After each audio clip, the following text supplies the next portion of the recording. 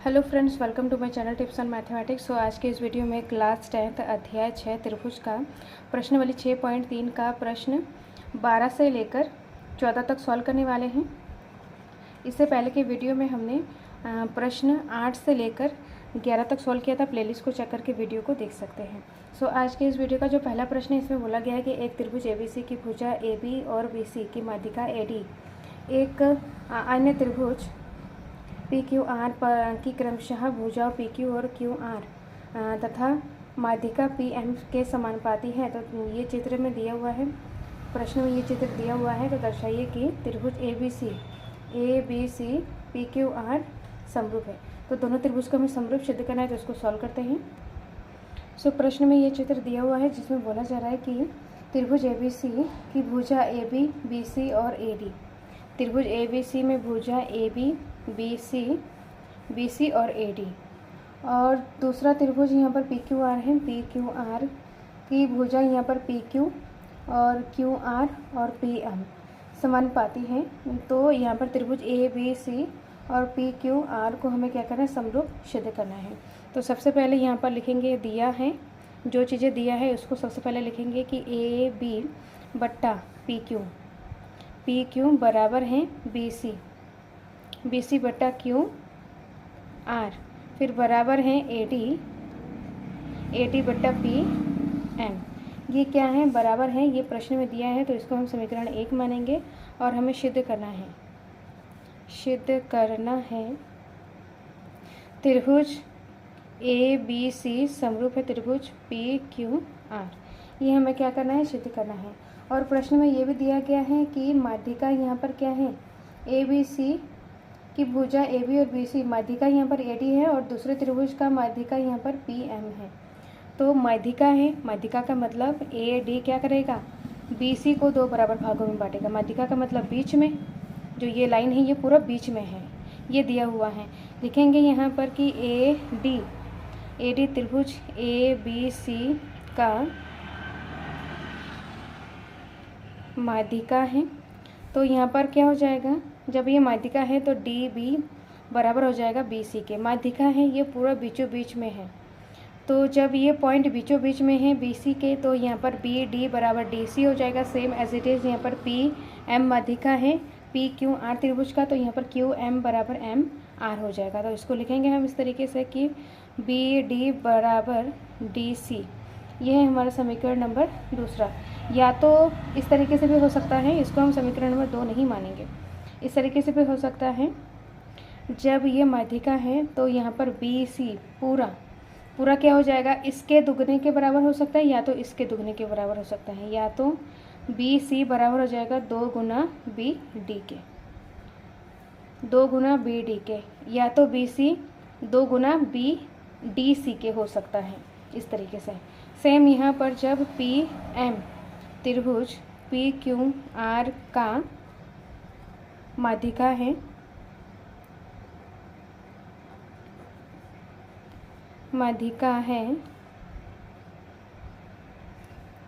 जब ये माध्यिका है तो इसमें QM बराबर MR हो जाएगा, या तो QR जो पूरा है QR इसके दुगने के बराबर हो सकता है, 2 गुणा QM के हो सकता है।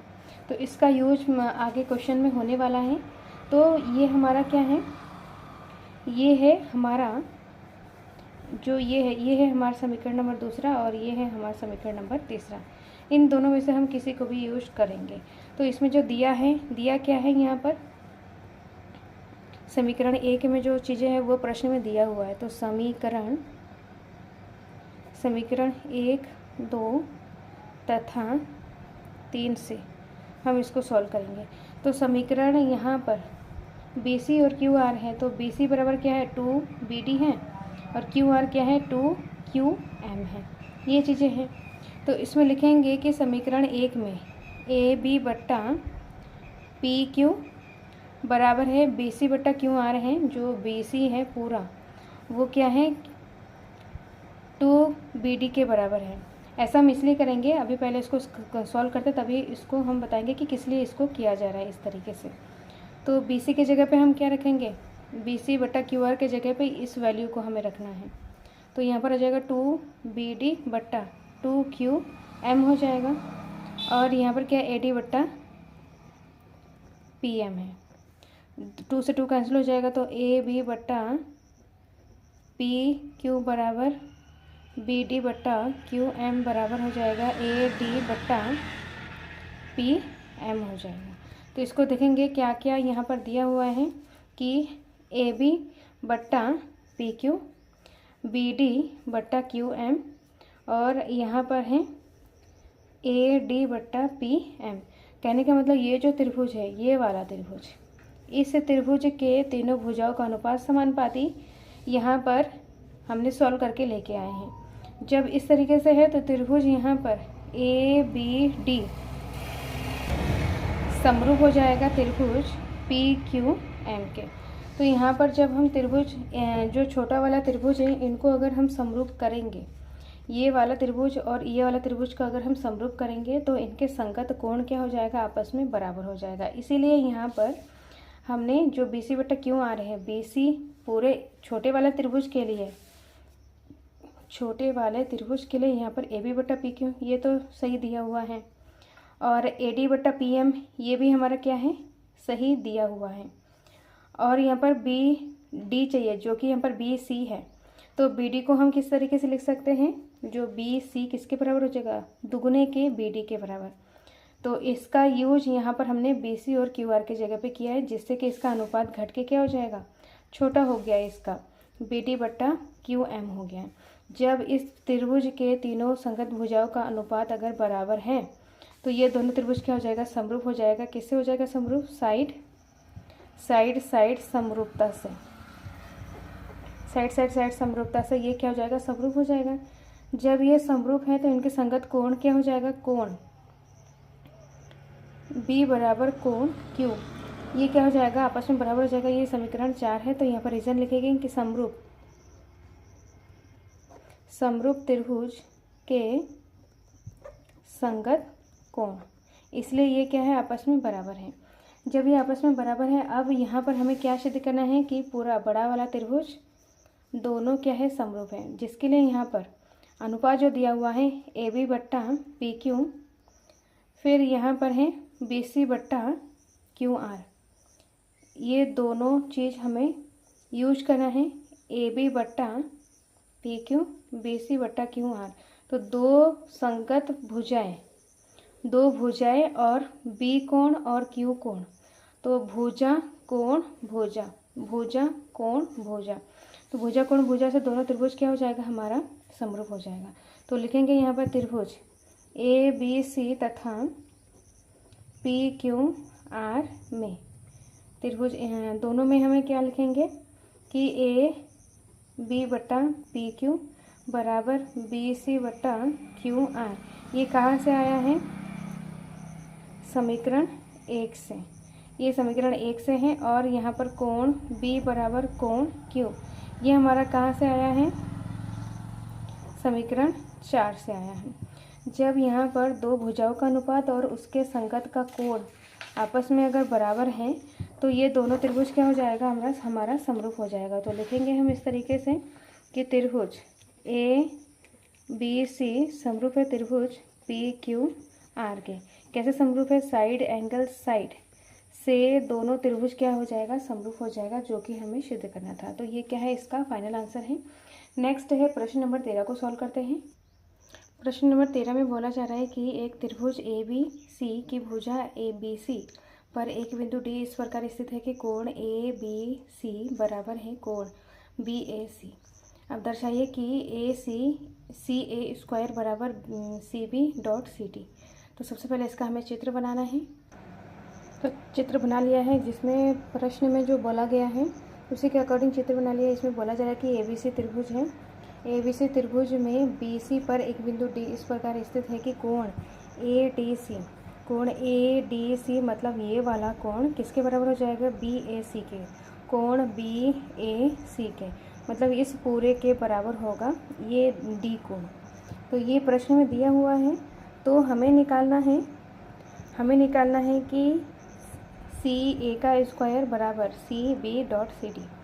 ये चीज़ हमें क्या करना है, निकालना है। तो यहाँ पर दो चीज़ें दिया हुआ है, तो यहाँ पर हम अगर ध्यान से देखें कि ABC एक पूरा त्रिभुज है, दूसरा है ADC एक दूसरा त्रिभुज है। तो यहाँ पर हम अलग अलग त्रिभुज बना लेंगे। तो इसमें क्या है, सबसे पहले ये वाला त्रिभुज हम बना लेते हैं। यहाँ पर D कोण है, DAC ये वाला त्रिभुज हमने बना लिया है। अब दूसरा त्रिभुज हम बनाएंगे, इसमें ABC। तो इसमें D कोण और A कोण बराबर है, तो यहाँ पर ये D कोण है, तो यहाँ पर हमें A कोण बनाना होगा। क्योंकि अगर हम इस तरीके से बनाएं, संगत भुजाएं और संगत कोणों को एक साइड मतलब समान दिशा में रख के, अगर हमें संगत भुजाएं और संगत कोण एक साइड मतलब समान दिशा में रख के अगर बनाएं, सेम डायरेक्शन में अगर दो त्रिभुज को बना ले, तो हमारा भुजाओं का अनुपात लेना आसान हो जाएगा। इसलिए यहाँ पर हम क्या करेंगे, ए कोण डी कोण के बराबर है, तो डी कोण के साइड में हमें ए कोण रखना होगा, ना कि यहाँ पर ए कोण मानना होगा। जब ये ए कोण है, जब ये हमारा ए कोण है और दोनों में क्या है, ए बी सी में सी कोण है, ए डी सी में सी कोण है, दोनों में सी उभयनिष्ठ है, तो सी इधर है। ए और सी अगर दो यहाँ पर हो गया है, तो ये हमारा क्या हो जाएगा, बी हो जाएगा। अब हमें क्या करना है, सबसे पहले इन दोनों त्रिभुज को हमें समरूप करना होगा। इन दोनों त्रिभुज को समरूप करने के लिए यहाँ पर लिखेंगे त्रिभुज ABC तथा त्रिभुज ADC में। तो यहाँ पर ABC और DAC लेना चाहिए था, यहाँ पर DAC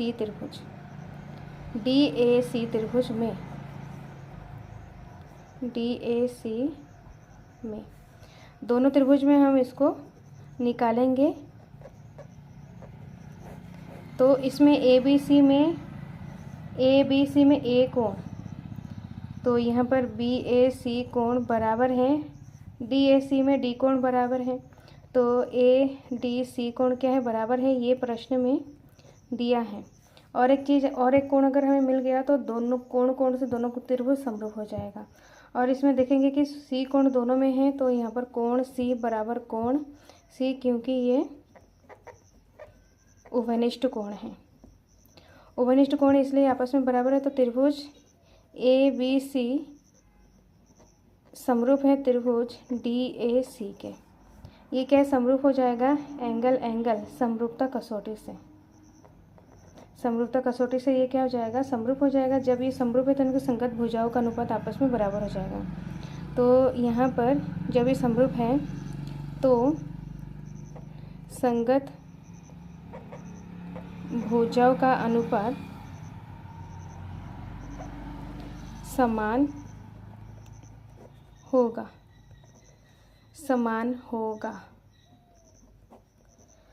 तो जब ये इसके भुजाओं का अनुपात समान हो जाएगा, तो यहाँ पर भुजाओं का अनुपात लेंगे, चूँकि यहाँ पर CA का स्क्वायर CB और CD, CB लेंगे तो CB मतलब CB मतलब ये वाला भुजा, और CD भी चाहिए, तो CD ये वाला भुजा।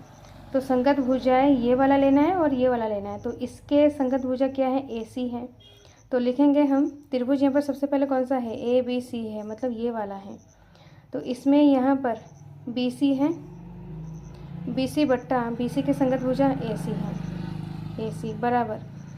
और इसमें हमें ये वाला भुजा लेना है, तो ये वाला भुजा आ जाएगा, तो फिर यहाँ पर आ जाएगा AC बट्टा DC।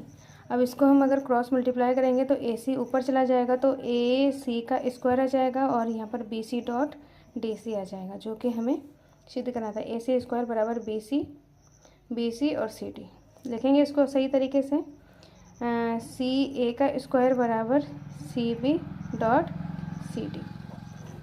तो सबसे पहले इसको हमें क्या करना है, अच्छे से देखना है कि हमें क्या चीज़ हमें सिद्ध करना है। अगर दो कोण इस तरीके से अगर इक्वल है, तो सबसे पहले दोनों कोणों के अकॉर्डिंग यहाँ पर उसको समझ के दो अलग अलग त्रिभुज बना लेंगे, और उन दोनों त्रिभुज को हमें समरूप अगर कर दिया जाए, तो समरूप करने के बाद उसके संगत भुजाओं का अनुपात आपस में बराबर हो जाएगा। जब संगत भुजाओं का अनुपात आपस में बराबर हो जाएगा, तो इस तरीके से उसको क्रॉस मल्टीप्लाई करके जो चीज़ हमें सिद्ध करना था वो हमें मिल जाएगा। तो ये क्या है, इसका फाइनल आंसर है। नेक्स्ट है प्रश्न नंबर 14 को सॉल्व करते हैं। प्रश्न नंबर 14 में बोला जा रहा है कि एक त्रिभुज ABC की भुजा AB और AC का माध्यिका AD एक अन्य त्रिभुज की भुजा पी क्यू और पी आर का और माध्यिका पी एम के क्रमशः समानुपाती है तो दर्शाए कि ए बी सी त्रिभुज समरूप हो जाएगा पी क्यू आर के। इसमें दोनों त्रिभुज को हमें क्या करना है, समरूप सिद्ध करना है। तो सबसे पहले यहाँ पर त्रिभुज प्रश्न में जो चीज़ें दिया हुआ है उसको हमने लिख लिया है। तो इसमें दिया है कि त्रिभुज ए बी सी की भुजा ए बी ए सी और ए डी माध्यिका है। दूसरा त्रिभुज पी क्यू आर की पी क्यू पी आर और पी एम माध्यिका समानुपाती है। तो मतलब ए बी बट्टा पी क्यू, ए सी बट्टा पी आर और बी माध्यिका ए डी बट्टा पी एम समानुपाती है। तो हमें सिद्ध करना है कि ए बी सी त्रिभुज समरूप हो जाएगा पी क्यू आर के। ये चीज़ें हमें सिद्ध करना है। तो सबसे पहले माध्यिका दिया हुआ है तो उसके अकॉर्डिंग हम सबसे पहले उसको लिखेंगे। तो यहाँ पर हम लिखेंगे कि त्रिभुज जैसे कि ए डी त्रिभुज ए बी सी का माध्यिका है। जब ये माध्यिका है तो ए डी माध्यिका है त्रिभुज ए बी सी का, मतलब बी डी बराबर हो जाएगा डी सी, बी डी बराबर हो जाएगा डी सी के। और ये भी हो सकता है कि बी सी बराबर हो जाएगा दुगुना बी डी के और दुगुना डी सी के, ये भी हो सकता है। तो ये है हमारा समीकरण दूसरा और ये है हमारा समीकरण पहला। अब इसमें दूसरा त्रिभुज दिया हुआ है कि पी एम किसका माध्यिका है, पी एम त्रिभुज पी क्यू आर का माध्यिका है। तो इसमें माध्यिका है तो क्यू एम बराबर एम आर हो जाएगा, same as it is Q M बराबर एम आर। ये है हमारा समीकरण नंबर तीसरा। तो यहाँ पर हमें क्या करना है, त्रिभुज ए बी सी और पी क्यू आर को हमें समरूप दिखाना है, जिसके लिए यहाँ पर हमें रचना करना होगा कि ए डी को ई तक इस प्रकार बढ़ाया जाए कि ए डी बराबर डी ई हो जाएगा। मतलब ए डी को हमें आगे बढ़ाना है, आगे हमें बढ़ाना है। तो इसको बढ़ाते हैं यहाँ पर इस लाइन को और हमें बढ़ाना है, मतलब ए डी के बराबर ही लाइन, जैसे कि ए डी यहाँ पर अगर 5 सेंटीमीटर है तो 5 सेंटीमीटर डी ई को भी हमें बढ़ाना है। तो ये हमारा क्या है, ई है। जब इसको हमने बढ़ा लिया है तो यहाँ पर बी ई को भी मिला लेंगे। इसको हम क्यों कर रहे हैं ये भी हम आपको बताएंगे कि किस लिए ये हमें करना पड़ रहा है। तो ये हमारा क्या हो गया है, ए डी को हमने डी ई तक बढ़ाया, जो कि ए डी बराबर है डी ई, बराबर समान दूरी ए डी जितना है डी ई भी उतना है। इतना हमें क्या करना है, इसको बढ़ाना है आगे। सेम इसी तरीके से पी एम को भी हमें आगे बढ़ाना है। पी एम को हम आगे बढ़ाएंगे, जो कि यहाँ पर जो एम एन तक बढ़ाएंगे, जो कि यहाँ पर पी एम बराबर हो जाएगा एम एन। ये हमारा है एन। इसमें भी हमें क्या करना है, त्रिभुज सेम तरीके से हमें इसको भी लिखना है। ये जो त्रिभुज ए बी सी है, ए बी सी का ए डी को हमने डी ई तक बढ़ाया है, जो कि ए डी और डी ई इक्वल साइज के हैं। ए डी बराबर डी ई है। सेम यहाँ पर भी हमने किया है, पी एम को एम एन तक बढ़ाया है, जो कि यहाँ पर पी एम बराबर एम एन। यहाँ पर ये रचना इस तरीके से हमें लिखना है, जो कि ये ए डी बराबर डी ई समीकरण 4 है, पी एम बराबर एम एन समीकरण 5 है। तो यहाँ पर हम इसलिए करेंगे क्योंकि हमें क्या दिखाना है, त्रिभुज ए बी सी और पी क्यू आर को समरूप दिखाना। तो समरूप दिखाने के लिए इसके सभी भुजाओं का अनुपात आपस में बराबर होना चाहिए। या तो हम साइड से इसको समरूप सिद्ध कर सकते हैं, एंगल से कर सकते हैं, एंगल से भी कर सकते हैं, साइड से भी कर सकते हैं, एंगल से भी कर सकते हैं। तो जिसके लिए यहाँ पर जो चीज़ें दिया हुआ है, यहाँ पर भुजाओं का अनुपात ही दिया हुआ है। तो हमें हमारे पास क्या दिया हुआ है, ए बी बट्टा पी क्यू, ए सी और पी आर दिया हुआ है, माध्यिका दिया हुआ है। हमारे पास तीसरा भुजा नहीं दिया हुआ है। तीसरा भुजा, ये वाला भुजा और ये वाला भुजा दिया हुआ है। किसी भी तरीके से अगर ये वाला कोण इसके बराबर हो जाए, मतलब ये वाला भुजा इसके बट्टे में है बराबर, ये वाला भुजा बट्टा ये वाला भुजा, तो दो भुजाओं का अनुपात आपस में बराबर, ये तो प्रश्न में दिया हुआ है, ए बी और ए सी वाला, ये दो चीज़ तो दिया हुआ है। अगर किसी तरीके से ये वाला कोण इसके अगर बराबर हो जाए तो साइड एंगल साइड से हम त्रिभुज को समरूप कह सकते हैं। लेकिन उसको हमें किस तरीके से करना है, उसको करने के लिए यहाँ पर हमने ए डी बराबर डी सी किया है, ए पी एम बराबर एम एन किया है, जिससे यहाँ पर हम जो त्रिभुज ए बी ई ये वाला मतलब साइड वाला त्रिभुज, ये वाला त्रिभुज और ये वाला त्रिभुज मतलब समरूप करेंगे, और इधर साइड वाला त्रिभुज और इधर साइड वाला त्रिभुज को हम समरूप करेंगे। तो समरूप करेंगे तो संगत कोण ये वाला इसके बराबर हो जाएगा, ये वाला इसके बराबर हो जाएगा। फिर उन दोनों कोणों को हम क्या करेंगे, जोड़ देंगे, तो हमारा पूरा ए कोण और पी कोण आ जाएगा। जब आ जाएगा तो यहाँ पर साइड एंगल साइड से ए बी सी डी और P Q R, A B C और पी क्यू आर त्रिभुज क्या हो जाएगा, समरूप हो जाएगा। इसलिए हमें ये सब करना पड़ रहा है। तो रचना हमने कर लिया है। अब यहाँ पर जब हमने रचना कर लिया है तो समांतर चतुर्भुज के विकर्ण परस्पर एक दूसरे को मध्य बिंदु पर प्रतिच्छेद करता है। यहाँ पर हम देखेंगे कि ए डी बराबर डी ई और पी एम बराबर एम एन इस तरीके से हैं, जो कि यहाँ पर जो भुजाओं का अनुपात है वो क्या है, आपस में बराबर है। मतलब इसमें ए बी किसके बराबर है, इसके बराबर है, और ए सी किसके बराबर है, इसके बराबर है। इस तरीके से हैं, प्रश्न में दिया हुआ है। तो इसमें लिखेंगे हम समांतर चतुर्भुज के विकर्ण परस्पर मध्य बिंदु पर प्रतिच्छेद करता है, और इसमें ये भी चीज़ दिया हुआ है कि ये वाला लंबाई इसके बराबर है। जब ये वाला लंबाई इसके बराबर है तो बी डी और डी से भी तो आपस में बराबर हो जाएगा, क्योंकि ये वाला भुजा इसके मतलब समानुपाती है, ये वाला भुजा इसके समानुपाती है। तो यहाँ पर ए डी बराबर डी सी डी ई है, कहने ए डी बराबर डी सी, ये दोनों भुजाएं की जो लंबाई है वो तो आपस में बराबर है। इसीलिए यहाँ पर क्या हो जाएगा, बी और सी, बी सी यहाँ पर डी बिंदु पर प्रतिच्छेद कर रहा है। तो ये जो डी बिंदु है ये क्या है, ए ई का भी मध्य बिंदु है, बी सी का भी मध्य बिंदु हो जाएगा। सेम तरीके से एम बिंदु पी एन और क्यू आर का भी मध्य बिंदु हो जाएगा। तो लिखेंगे यहाँ पर समांतर चतुर्भुज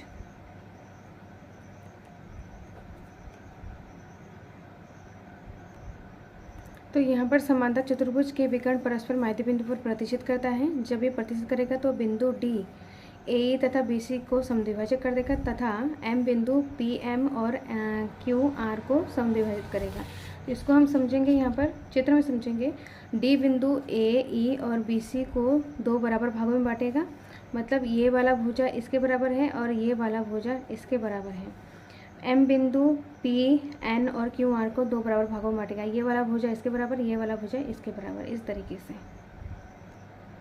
तो यहाँ पर जब जो डी बिंदु ए और बी सी को समद्विभाजित करेगा, एम बिंदु पी एन और क्यू आर को समद्विभाजित करेगा। इसका मतलब ए बी सी डी और पी क्यू एन आर ये क्या है, समांतर चतुर्भुज है।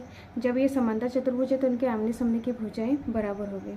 तो आमने सामने की भुजा यहाँ पर ए सी किसके बराबर हो जाएगा, बी ई के, और पी आर बराबर हो जाएगा क्यू एन के। ये है समीकरण 6 और ये है समीकरण 7।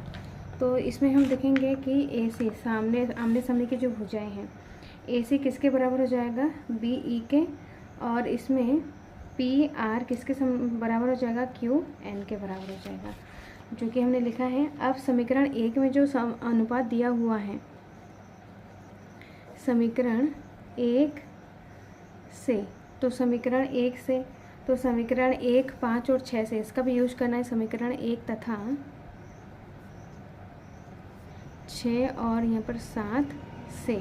तो समीकरण 1 में क्या है, ए बी बटा पी क्यू, ए बी बटा पी क्यू है, और यहाँ पर दूसरा क्या है, समीकरण 1 में ए सी बट्टा पी आर है। तो ए सी बट्टा पी आर है तो ए सी के जगह पे हम क्या लिखेंगे, बी ई बट्टा पी आर के जगह पे लिखेंगे क्यू एन। और तीसरा अनुपात क्या है, तीसरा है ए डी बट्टा पी एम, ए डी बट्टा पी एम है। तो ए डी बट्टा पी एम के जगह पे हम क्या लिखेंगे, ए डी बराबर ए ई बट्टा 2 और पी एम बराबर पी एन बट्टा 2। ये चित्र से लिखा है, तो यहाँ पर AD के जगह पे AE बट्टा 2 करेंगे और PM की जगह पे PN बट्टा 2 करेंगे। 2 से 2 कट जाएगा। तो यहाँ पर सबसे पहले समझते हैं ये किस तरीके से आया है। यहाँ पर AD क्या है, पूरे के आधे के बराबर है ना, ये AD क्या है, आधा है किसके, पूरे के AE के। सेम यहाँ पर PM क्या है, PN के आधे के बराबर है, आधे मतलब बट्टा 2। तो इसका इस्तेमाल किया है यहाँ पर, तो AB बट्टा PQ और यहाँ पर BE बट्टा QN और यहाँ पर आ गया है AE बट्टा PN। तो जो भुजाओं का अनुपात आया है इसको चित्र में देखेंगे। यहाँ पर आया है कि AB बट्टा PQ है, BE बट्टा QN है, BE बट्टा QN है और AE बट्टा PN है, AE बट्टा PN है। तो दोनों साइड के त्रिभुज, ये जो दो त्रिभुज हैं, ये दो त्रिभुज हमारा क्या है, समरूप हो गया है। जब ये समरूप है तो इनके संगत कोण आपस में बराबर हो जाएगा। कौन सा कोण, ये वाला कोण BAD और यहाँ पर QPM या N, मतलब ये वाला कोण और ये वाला कोण आपस में बराबर हो जाएगा। जब ये बराबर हो जाएगा तो इसी तरीके से दूसरे साइड के त्रिभुज को भी समरूप करेंगे। तो यहाँ पर लिखेंगे त्रिभुज ABE समरूप हो जाएगा त्रिभुज PQN के। कैसे समरूप हो जाएगा, साइड समरूपता, साइड समरूपता से ये क्या हो जाएगा, दोनों त्रिभुज हमारा समरूप हो जाएगा। जब ये समरूप है तो यहाँ पर लिखेंगे कि अतः संगत कोण बराबर होते हैं। तो संगत कोण आपस में बराबर होते हैं, तो यहाँ पर कोण क्या हो जाएगा, BAD बराबर हो जाएगा QPM के। तो ये हो जाएगा हमारा समीकरण नंबर 8। ये है हमारा समीकरण नंबर 8 और ये हो जाएगा समीकरण नंबर 9। तो इस तरीके से संगत कोण जब आपस में बराबर हो जाएगा तो इसी प्रकार इधर के दो जो त्रिभुज है यहाँ पर ACE और PNR, ये दोनों त्रिभुज क्या हो जाएगा, समरूप हो जाएगा। तो इनके संगत कोण ये वाला कोण और ये वाला कोण आपस में बराबर हो जाएगा। तो लिखेंगे यहाँ पर त्रिभुज, इसी प्रकार त्रिभुज ACE समरूप हो जाएगा त्रिभुज PNR के। ये भी क्या हो जाएगा, साइड से समरूप हो जाएगा,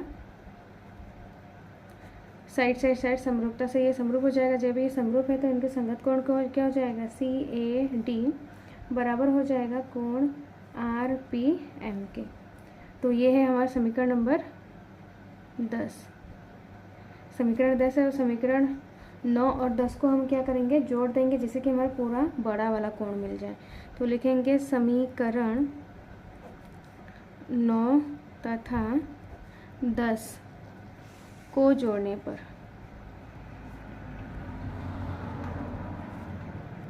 तो इनको जोड़ेंगे तो यहाँ पर BAD प्लस CAD बराबर QPM प्लस RPM जोड़ेंगे तो ये किसके बराबर हो जाएगा, BAC कोण के बराबर हो जाएगा और यहाँ पर QPR कोण के बराबर हो जाए। इसको एक बार चित्र में देखते हैं कि किस तरीके से इनको जोड़ने के बाद ये बराबर आ रहा है। तो BAD प्लस CAD, तो ये पूरा BAC कोण आ गया है। QPM और RPM दोनों को जोड़ेंगे तो यहाँ पर QPR बन गया है। तो ये कोण आपस में बराबर हो गया है और जो भुजाओं का अनुपात है ये आपस में बराबर है। तो ABC त्रिभुज समरूप हो जाएगा PQR के साइड एंगल साइड से दोनों त्रिभुज समरूप हो जाएगा। तो लिखेंगे हम इस तरीके से कि, तो यहाँ पर लिखेंगे समीकरण 1 से, तो समीकरण 1 में भुजाओं के दो अनुपात है उनको लिखेंगे हम। तो AB बट्टा PQ बराबर AC बट्टा PR और यहाँ पर कोण BAC बराबर हो जाएगा कोण QPR। तो दोनों त्रिभुज क्या हो जाएगा, त्रिभुज ABC समरूप हो जाएगा त्रिभुज PQR के कैसे समरूप हो जाएगा, साइड एंगल साइड, समरूपता कसौटी से, समरूपता से ये क्या हो जाएगा, दोनों त्रिभुज हमारा क्या हो जाएगा, समरूप हो जाएगा। सो इस तरीके से हम जो समरूपता कसौटी है उन्हीं के हेल्प से हमें क्या करना है, सारे त्रिभुजों को, सारे क्वेश्चंस को हमें समरूप दिखाना है और क्वेश्चंस को सॉल्व करना है। सो इस वीडियो में हमने क्वेश्चन 14, प्रश्न नंबर 14 तो सॉल्व किया है। नेक्स्ट वीडियो में प्रश्न 15 और 16 को सॉल्व करने वाले हैं। इस वीडियो में कोई डाउट हो, कोई क्वेश्चन पूछना हो तो कमेंट बॉक्स में कमेंट करें। टिप्स ऑन मैथमेटिक्स के साथ बने रहें, जिसमें हम क्लास 10th के पूरे NCERT बुक को डिटेल से करने वाले हैं। सो मिलते हैं नेक्स्ट वीडियो में। Thank you so much.